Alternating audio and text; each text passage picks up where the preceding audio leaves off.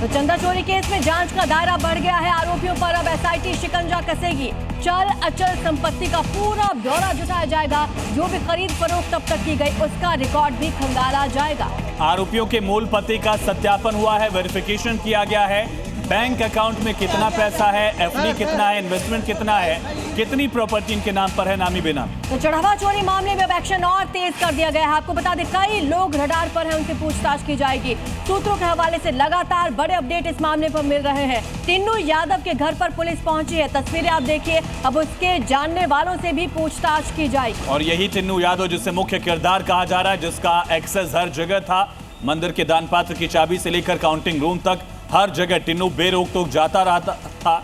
और सोचिए, टिन्नू सिर्फ ड्राइवर था, सिर्फ उसकी जिम्मेदारी गाड़ी चलाने की थी। कुछ हजार रुपए की सैलरी उसकी थी, लेकिन उसने करोड़ों की प्रॉपर्टी बना ली इसी चोरी के बदौलत, चंदा चोरी के पूरे मामले को लेकर। तो हमारे सहयोगी अमित भारद्वाज अयोध्या से हमारे साथ जुड़ रहे हैं ज्यादा जानकारी के लिए। अमित, लगातार नए खुलासे हो रहे हैं और टिन्नू के संपर्क में एक या दो नहीं, पूरे 30 लोग थे जो इस मामले में जुड़े हुए हो सकते हैं। बिल्कुल, देखिए, उसके रिश्तेदार जो भी नई खरीद फरोख्त उसके आसपास जो करीबी लोग थे उन्होंने की होगी, उसकी भी जांच हो रही है।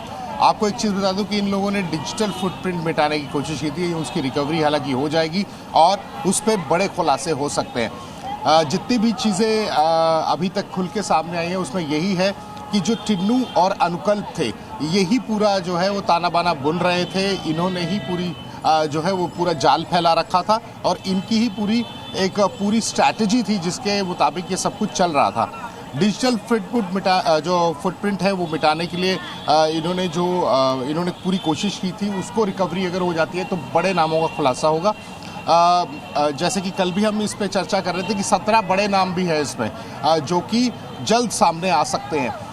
इसके आसपास जो जितने भी आरोपी हैं, इनके जो मिलने वाले थे बहुत करीबी थे या फिर जो इनके रिलेटिव्स थे, उन्होंने कितनी प्रॉपर्टी खरीदी है, कितनी कोई नई प्रॉपर्टी उन्होंने ली है या इनसे जुड़े हुई कोई चीजें इन्होंने कोई मदद की है, उसको भी खंगाला जा रहा है। ठीक है अमित, आपके पास लौटते हैं। मंदिर ट्रस्ट की बड़ी बैठक होगी 11 जुलाई को। ट्रस्ट ने बैठक बुलाई है, तो ट्रस्ट के नए महासचिव के नाम पर चर्चा होगी। अनिल मिश्रा की जगह भी नई नियुक्ति होगी और उत्तराधिकारी पर इस बैठक में चर्चा होनी है। बहुत बड़ी बैठक ये होने जा रही है। अभी तो सरकार ने एसआईटी का जांच करने का प्रयत्न कर रहा है। ये तो सफल हो, जो ही कोई गलत काम किया तो अवश्य ही इनको शिक्षा होना चाहिए। यहाँ पवित्र क्षेत्र में, श्रद्धा क्षेत्र में ऐसा नहीं होना चाहिए।